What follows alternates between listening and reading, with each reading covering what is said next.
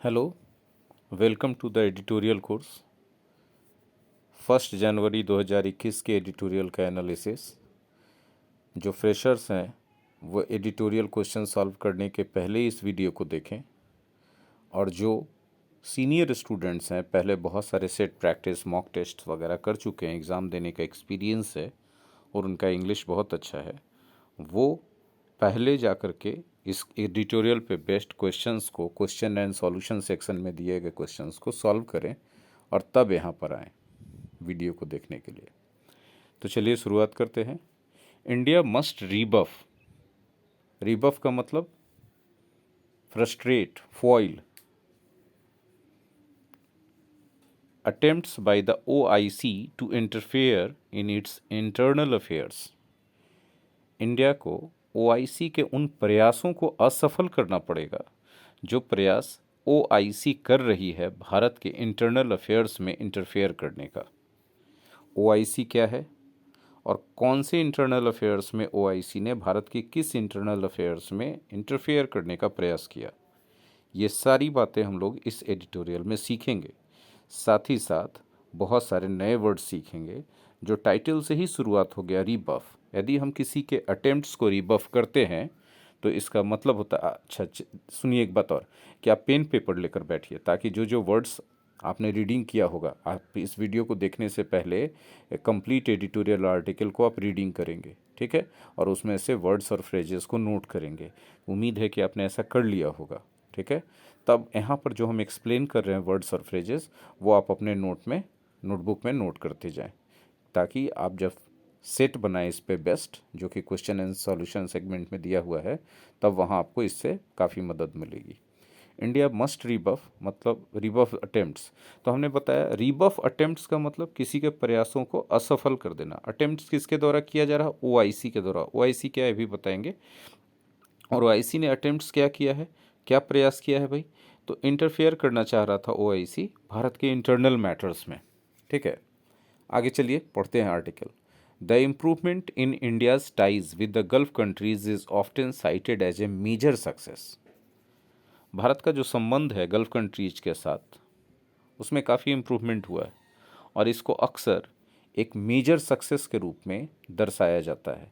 CITE, site का मतलब होता है उल्लेख करना, और TIE टाई का मतलब होता है रिलेशन, बंधन किसी के साथ, ठीक है। Prime Minister Narendra Modi's focus on relations with the Kingdom of Saudi Arabia and the United Arab Emirates, which he has visited more than once in his tenure, and his personal ties with their most powerful royals, has yielded accolades and promises of investment। बड़ा sentence है लेकिन घबराने की बात नहीं है। देखिए इसमें जो वर्ब है वो है, देखिए कि प्राइम मिनिस्टर नरेंद्र मोदी का फोकस रहा है कि संबंध kingdom of Saudi Arabia KSA से और यूनाइटेड अरब एमिरेट्स UAE के साथ बढ़ाया जाए। इन दोनों जगहों पर ही has visited more than once in his tenure. एक बार से ज़्यादा विजिट कर चुके हैं अपने टेन्योर में। टेन्योर का मतलब शासनकाल, रिज़ाइम भी कर सकते हैं, REGIME, टेन्योर के सिनोनिम्स के रूप में।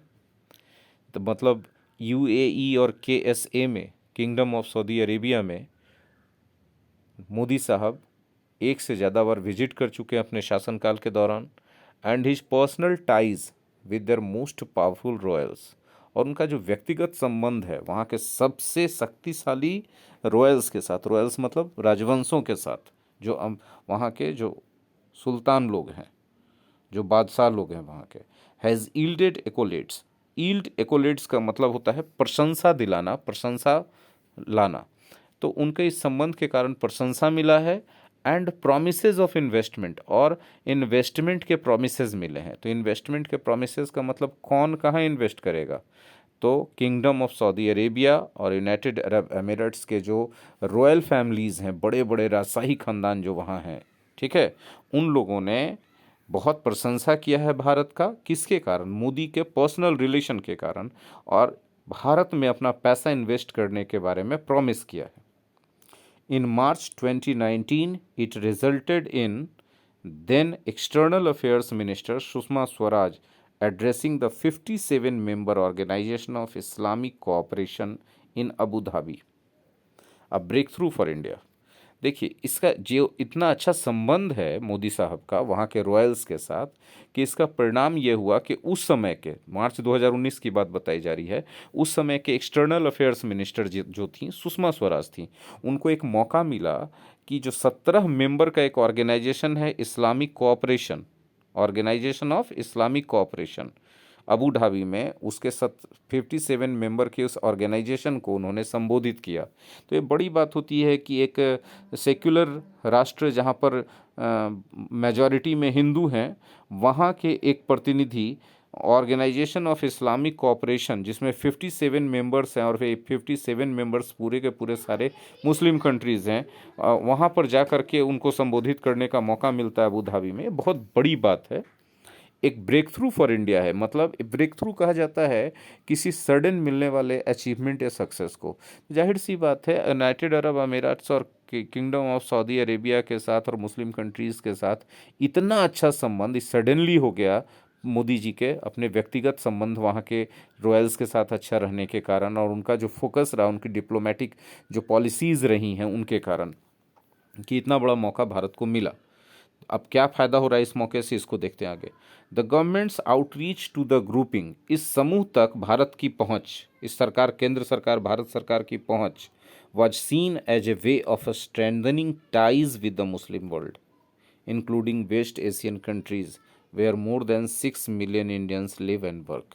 ठीक है, भारत की जो पहुंच हुई इस ग्रुप के साथ, किस ग्रुप के साथ, organization of Islamic cooperation group के तक भारत का जो इतना पैठ बना, जो इतना पहुंच बना, इसको एक ऐसे रूप में देखा जा रहा है कि मुस्लिम वर्ल्ड के साथ भारत का जो टाइज है, जो संबंध है, वो स्ट्रेंथन हो रहा है। स्ट्रेंथन हो रहा है मतलब मजबूत होते जा रहा है। साथ ही साथ वेस्ट एशियन कंट्रीज़ के साथ भी भारत का संबंध मजबूत हो रहा है, जहां 6 मिलियन से ज़्यादा इंडियन रहते और काम करते हैं। ठीक है, it was there for disappointing for the government to note that, तो इतना सफलता होने के बाद ये बात इसलिए निराशाजनक है, डिसअपॉइंटिंग है मतलब निराशाजनक है सरकार के लिए, कि in June the OIC appointed a special envoy, कि ऑर्गेनाइजेशन ऑफ इस्लामिक कोऑपरेशन ने एक स्पेशल एनवॉय अपॉइंट किया। एनवॉय मतलब दूत, राजदूत, है ना, एम्बेसडर भी आप इसको कह सकते हैं, डिप्लोमेट कह सकते हैं, काउंसिल कह सकते हैं, साइनोनिम्स हम बता रहे हैं आपको। उसको अपॉइंट किया on Jammu and Kashmir and subsequently issued several strongly worded statements on the government's decision to amend article 370 of the constitution.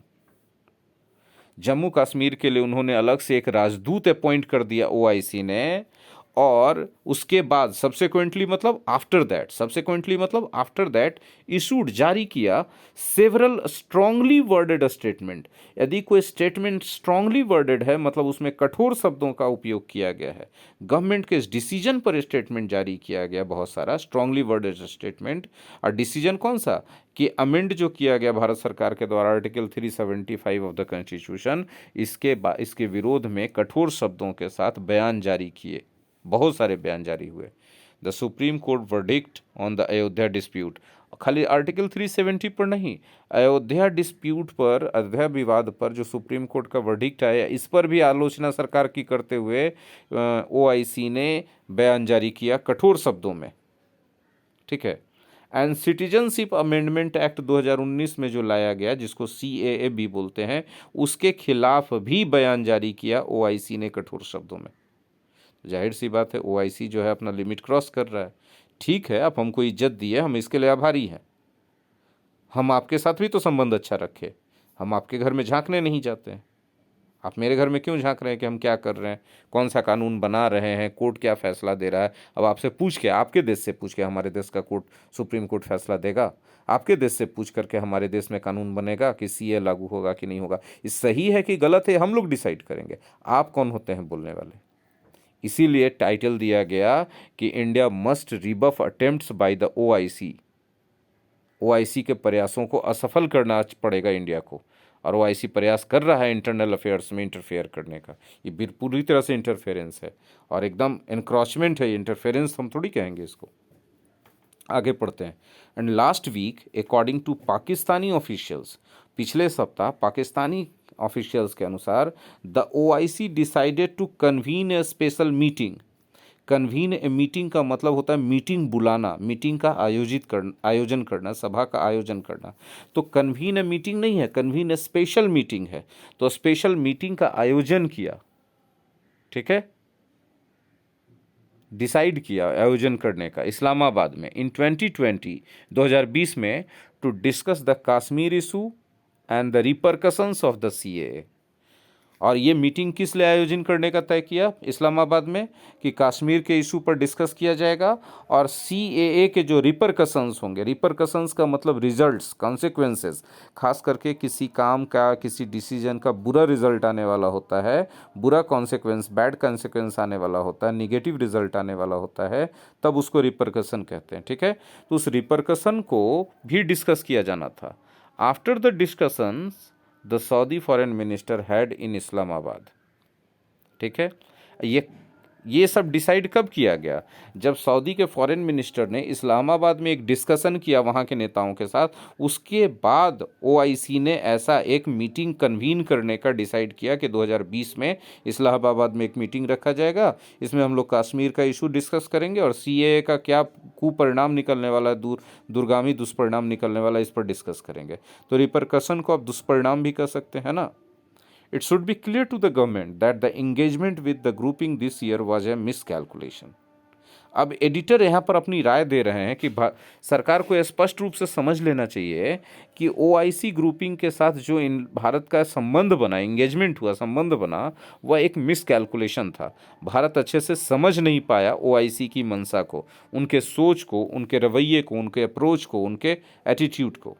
ये एडिटोरियल लिखने वाले एडिटर का ओपिनियन है। In any case, the basis of the OIC is a unity between theocratic Muslim states। किसी भी तरीके से देखा जाए तो OIC जो है इस्लामाबाद में मीटिंग करने जा रहा है और हमारे देश में जो कानून बना है उसको मुस्लिम विरोधी कानून के रूप में देख करके जो एक्शन ले रहा है, वो एक तरह से कहा जा सकता है कि थियोक्रेटिक मुस्लिम स्टेट्स के बीच वो यूनिटी करना चाह रहा है कि भाई सब मुस्लिम देश जो धर्म के नाम पर चल रहे हैं, धार्मिक स्टेट हैं, सब थियोक्रेटिक मतलब धार्मिक मुस्लिम स्टेट हैं, वहाँ धर्म के हिसाब से शासन चलता है, उनके बीच एकता होना चाहिए। An idea that India as a secular country with a large Muslim population has never been aligned with, ठीक है। यह एक ऐसा आइडिया है, धार्मिक राज्य का आइडिया एक ऐसा आइडिया है जो भारत जो है एक धर्मनिरपेक्ष राज्य होने के नाते, देश होने के नाते, और वैसा धर्मनिरपेक्ष देश जिसमें एक बहुत बड़ा मुस्लिम पॉपुलेशन है, उस रास्ते पर भारत कभी नहीं चला। Align with an idea, align with an idea का मतलब होता है किसी आइडिया या किसी सिद्धांत पर काम करना।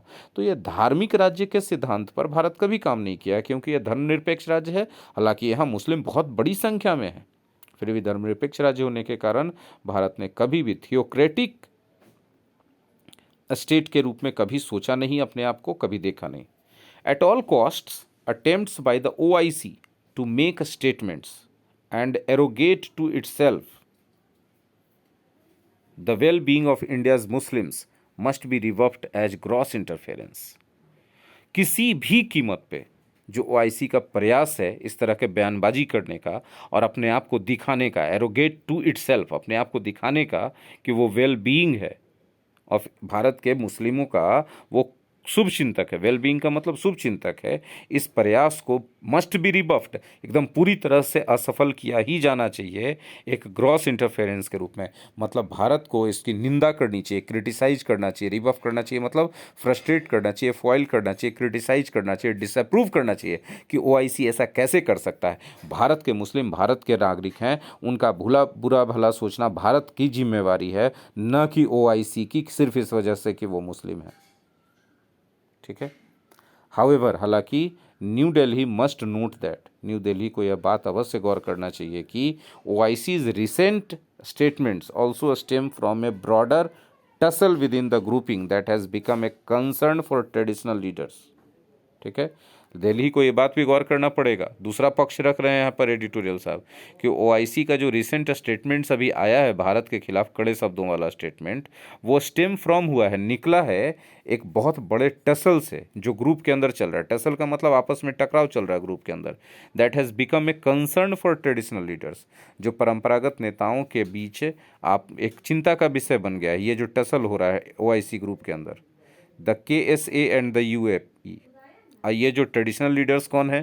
ट्रेडिशनल लीडर्स हैं जो ओआईसी जो ऑर्गेनाइजेशन है, ऑर्गेनाइजेशन ऑफ इस्लामिक कोऑपरेशन है, उसके जो मतलब पुराने समय से नेता के रूप में किंगडम ऑफ सऊदी अरेबिया और यूनाइटेड अरब अमीराट्स ही बनते आ रहे हैं, वहाँ के अगुवाई वही दोनों करते रहे हैं, तो उनके लिए चिंता का विषय बना है।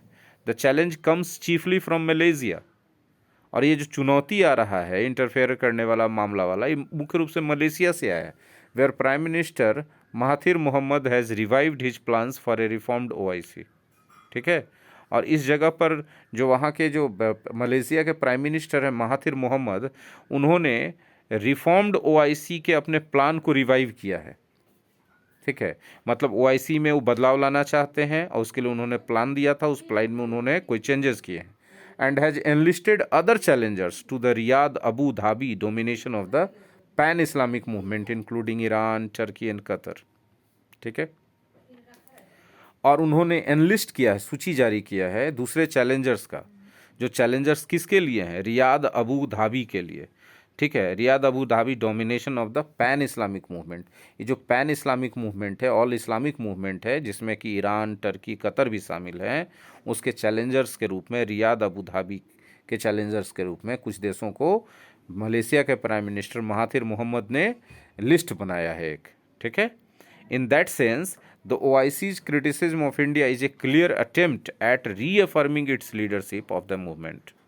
ठीक है, तो इससे पता चलता है कि ओआईसी का जो क्रिटिसिज्म आया है भारत के लिए, भारत का जो कड़ा निंदा किया गया है कड़े शब्दों में, वह एक प्रयास है, ठीक है, कि जो ओआईसी का मूवमेंट चल रहा है इस्लामिक क्या बोल सकते हैं, ऑर्गेनाइजेशन ऑफ इस्लामिक कोऑपरेशन की मुस्लिम भाई भाई हैं वाला जो ये चल रहा है आंदोलन, उसमें जो लीडरशिप है उसको रीअफर्म करना चाहता है।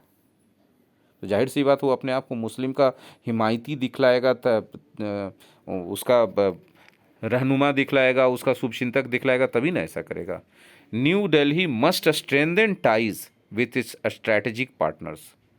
न्यू दिल्ली मतलब भारत की केंद्र सरकार की बात हो रही है कि इसको अपना संबंध अपने स्ट्रैटेजिक पार्टनर्स के साथ बेहतर करना चाहिए in the region on both sides of the divide without taking sides or becoming collateral damage in the internecine warfare between them। ठीक है, अब देखिए भारत के दोनों तरफ जितने भी देश हैं जिसके साथ भारत का स्ट्रैटेजिक पार्टनरशिप चल रहा है, ठीक है, उसके साथ बिना किसी का साइड लिए हुए और बिना कोई कोलैटरल डैमेज के, उन दोनों बाकी देशों के बीच यदि वारफेयर चल भी रहा है तो उनके बीच बिना कोई अपना कोलैटरल डैमेज किए हुए इनको अपने भारत को अपने डिप्लोमेटिक नीति से सबके साथ अच्छा संबंध बनाना चाहिए। But it must also be wary of groupings. Very of something का मतलब कोई चीज़ के प्रति सचेत, लेकिन भारत को nothing in common other than a religious world view. ठीक है, but it must also be wary of groupings. इन उन समूहों से भी सावधान होना चाहिए, सतर्क होना चाहिए, with nothing in common other than a religious world view. ठीक है, जिनके बीच सिर्फ रिलीजियस वर्ल्ड व्यू को छोड़ करके और भी कुछ आपस में कॉमन नहीं है, मतलब धार्मिक कट्टर देशों से इसको अपना देखना होगा। अब कुछ इंपॉर्टेंट वर्ड्स है जो इस एडिटोरियल में यूज़ किए गए हैं, इनको भी देख लेते हैं। टेन्योर, टेन्योर का मतलब होता है किसी भी सत्ता में रहने की अवधि, शासनकाल। रिजाइम भी कहते हैं इसको, इसका सिनोनिम्स हो सकता है रिजाइम, ठीक है, रेन REIGN, और इसके एंटोनिम्स हो सकते हैं रिलीज, मिसकॉन्सेप्शन। ईल्ड है नेक्स्ट वर्ड। ईल्ड का मतलब होता है प्रोड्यूस करना, जनरेट करना, कोई रिजल्ट, कोई गेन या कोई फिनेंशियल रिटर्न को। ठीक है, तो synonyms produce, bear, give, supply, generate, ये सब होगा, गेन होगा। एंटोनिम्स होगा डेट या पेमेंट। एकोलेट का मतलब होता है प्रशंसा। ठीक है, तो ऑनर, रिकॉग्निशन, प्रिविलेज इसका सिनोनिम्स होगा। इंसल्ट, क्रिटिसिज्म, ये सब इसके एंटोनिम्स होंगे। ब्रेक थ्रू का मतलब होता है सडन एंड बिग अचीवमेंट। ठीक है, जाहिर सी बात है advance, development, progress, step forward, success, achievement, ये सब इसके सिनोनिम्स होंगे। Decline, decrease, loss, diminish, failure, ये सब इसके एंटोनिम्स होंगे। आउटरीच, आउटरीच का मतलब कहीं पहुंचना, वहां तक उसकी पहुंच, ठीक है। एनवॉय का मतलब होता है दूत। दूत यदि बोलते हैं तो इसके सिनोनिम्स के रूप में बोल सकते हैं डेलीगेट, डिप्लोमैट, एमिसरी, ठीक है। दूत जाता है कोई चीज़ है मैसेज देने के लिए, तो मैसेज प्राप्त करने वाला इसका एंटोनिम्स होगा, रिसीवर इसका एंटोनिम्स होगा। आई होप कि एडिटोरियल में आप बहुत सारी चीज़ सीखे होंगे। अब जो फ्रेशर्स हैं, एडिटोरियल का वीडियो सुनने के बाद वो क्या करेंगे, अब जाएंगे क्वेश्चन सॉल्व करने की कोशिश करेंगे।